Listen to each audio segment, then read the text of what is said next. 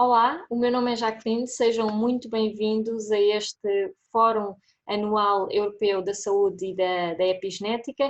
Eu hoje venho falar-vos da gestão da biologia humana no futuro da humanidade.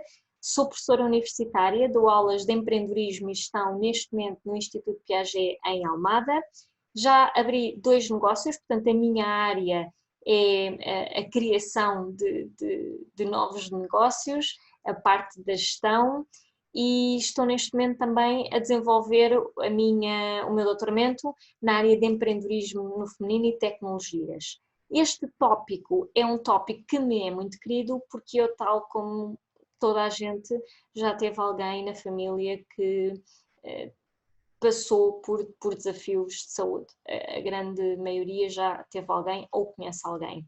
E o que eu me apercebi é que, não querendo entrar em clichês, a questão da saúde é fundamental nos dias de hoje, porque se a pessoa tiver saúde e uma saúde de ferro, também consegue enfrentar uma série de desafios, porque o tempo é limitado e se não tivermos uma boa saúde, também dificilmente vamos conseguir desenvolver todos os projetos, todos os sonhos que temos. Portanto, permitam-me partilhar convosco aqui uma pequena apresentação sobre esta temática e antes de dar início à mesma, tem aqui o meu website, faço só aqui um disclaimer inicial, que estou a preparar o lançamento de uma edição revisitada do meu livro Estou Desempregada e Agora. Parece-me que vai ser também um tema pertinente no futuro, portanto podem ir ao site, registarem-se e eu enviarei, assim que tiver o livro em pré-lançamento, enviarei informações. Portanto, este tema, como referi, é um tema que me é muito querido, sobretudo porque eu considero que, em termos do futuro, aquilo que vai acontecer é que há uma necessidade de criar super-humanos, porque nós queremos durar mais tempo, queremos estar com a qualidade de vida de forma continuada e isto significa que alterações ao ser humano como nós o conhecemos vão certamente ter que ser feitas. Estas considerações gerais é só para termos aqui um ponto em que eu sou uma curiosa desta temática, portanto, eu gosto de fazer investigação nesta área, um pouco por divertimento e um pouco também para perceber quais são as tendências do futuro. E isto é uma das perguntas que eu me tenho colocado. Como é que nós vamos evoluir enquanto espécie e, acima de tudo, como é que nós individualmente podemos melhorar o nosso bem-estar físico, emocional, espiritual hoje? Este foi um dos gráficos que eu encontrei e que é dado na biologia do 11º ano. E é algo que nós muitas vezes nos esquecemos ou não estamos preocupados com este tema. Temos aqui os 2 pontos, darwinismo e lamarckismo, e o que é dito num e noutro. O darwinismo muitas vezes se ouve falar. Nós temos um grupo de girafas em que umas tinham o pescoço maiores que as outras. Segundo Darwin, aquilo que aconteceu foi que aquelas que tinham o pescoço comprido tinham maiores probabilidades de chegar à idade da reprodução. Logo, a espécie tinha continuidade.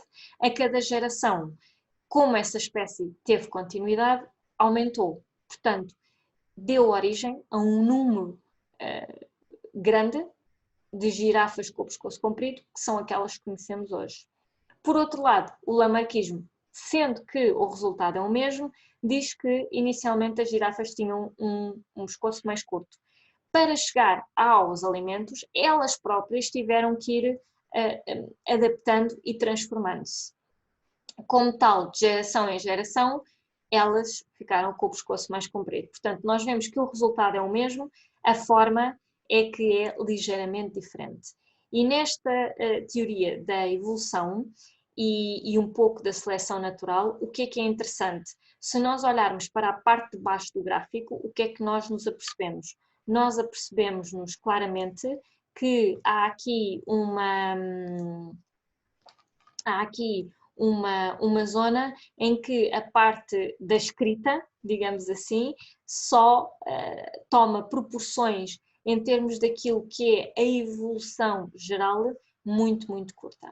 Portanto, nós, enquanto ser humano, temos efetivamente aqui um tempo que é bastante mais reduzido face a todas as outras espécies. No futuro, e este foi um dos movimentos que eu achei mais interessantes e que é algo que ainda não se fala muito, mas já se fala o suficiente e acredito também que já sejam feitos alguns testes. O movimento do biohacking. E biohacking consiste em quê? Consiste na mudança do nosso corpo através da introdução de tecnologia para haver algum melhoramento. E não só tecnologia, é nós não aceitarmos aquilo que é o nosso corpo físico tal como ele está e fazermos as alterações que consideramos necessárias para nos tornarmos seres humanos em alta performance ou chegarmos a uma situação que seja ela mais benéfica para nós individualmente. O biopunk é um estilo cyborg, é muito interessante, porque este estilo inclui neons ou tudo o que tem a ver com tecnologia que é mais quase decorativa.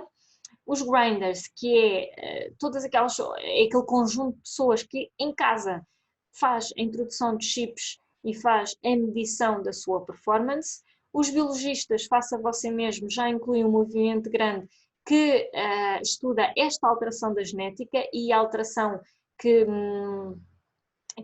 já existe, nomeadamente em bebés. Portanto, nós já conseguimos fazer algumas alterações em bebés. Quando eu digo nós, entre aspas, já voltamos, ou eu já volto depois a esta questão mais à frente. Os Nutri-Geomics que dizem o quê? Que existem vários suplementos que nós podemos tomar para efetuar uma alteração grande naquilo que é portanto, a nossa saúde, e os transhumanistas que acreditam que podemos modificar tudo o que quisermos no organismo para nos tornarmos pessoas melhores, com mais performance e, no fundo, estarmos melhores dentro do próprio ambiente no qual vivemos. Agora, isto é uma das questões que eu coloco e muita gente se coloca hoje em dia. E isto é uma pergunta que eu lhe faço assim: está disponível para introduzir um chip no seu organismo? Até que ponto é que esta introdução deste chip faz sentido ou não? O que acontece é que hoje em dia, isto já é uma realidade, a Google já desenvolveu alguns chips em formas de lentes de contacto. Essas lentes de contacto têm uma ligação posterior àquilo que é uma série de dados num computador e em que a pessoa consegue fazer uma análise de vários dados sobre ela própria. Agora, isto pode gerar a segunda questão, eu gostava, tal como toda a gente, de conseguir estar em alta performance em todas as situações e também gostaria de ter uma saúde que estivesse sempre no topo. Ou então perceber se tinha alguma questão genética que pudesse gerar um ou outro problema e questão essa que eu pudesse eventualmente alterar. Agora, estas duas também nos leva a outra questão, que é até que ponto é que é demais? Se tiver um bebê, se esse bebê tiver no código genético alguma doença, a minha pergunta é: vai querer fazer uma alteração? Será que essa alteração vai gerar problemas no futuro? Porque como tal, a vacina, vamos ver o exemplo neste momento, a vacina do Covid-19, dizem que só está pronta em 18 meses. A questão é, haverá pessoas que vão ter que ser testadas. E depois, quais são os resultados, os efeitos secundários dessa vacina? Talvez não se saibam. A segunda pergunta, que é um pouco já de filme, nas séries do Netflix do Black Mirror, é como é que vão ser feitas essas escolhas? Será que eu vou poder editar a cor dos olhos, a cor do cabelo, a altura? Será que eu vou ter super-humanos? E se eu tiver uma empresa, eu só vou contratar super-humanos ou vou contratar pessoas ditas normais? Porque quem tiver edição e quem tiver os chips incluídos a performance vai ser claramente diferente de quem não tiver. Portanto, como é que nós fazemos esta distinção? Isto é uma pergunta que eu deixo aqui. A minha segunda ou terceira questão para si é: até que ponto é que gostaria neste momento de ter um chip? Até que ponto é que gostaria que esse chip lhe desse informação específica para fazer alterações naquilo que é a sua vida? E será que cada um de nós conseguiria estar numa situação específica em que essa alteração genética, esse chip, nos fosse dar vantagem competitiva sobre os outros? E depois, ainda relacionado com a questão estética, é como é que nós no futuro vamos fazer esta gestão? Quem é que tem acesso? Porque vamos dizer que quem tem acesso a chips ou quem tem acesso à tecnologia serão pessoas num determinado enquadramento. Portanto, será que nós vamos ter super-humanos e esses vão dominar e os outros não? Como é que cada pessoa individualmente se vai posicionar nessa, eu não diria guerra, mas nesse grande desafio?